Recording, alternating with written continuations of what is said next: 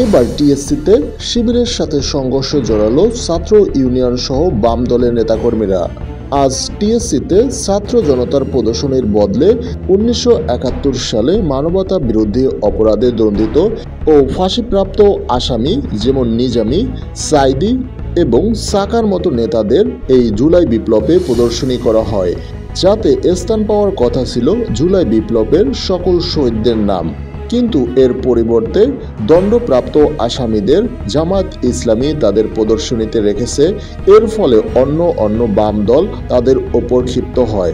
পরিস্থিতি এতটাই খারাপের দিকে যাচ্ছিল, তখন জামাত শিবিরের নেতাকর্মীদের সাথে বাম দলের নেতাকর্মীদের সংঘর্ষ জড়ায়। এরপর পুলিশ এবং সেনাবাহিনী পরিস্থিতি নিয়ন্ত্রণ করে।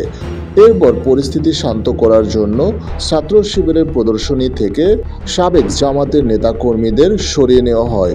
পরবর্তীতে পরিস্থিতি শান্ত হয়। বর্তমানে অতিরিক্ত জনবল মোতায়েন করা হয়েছে জামাত শিবিরের প্রদর্শনীতে।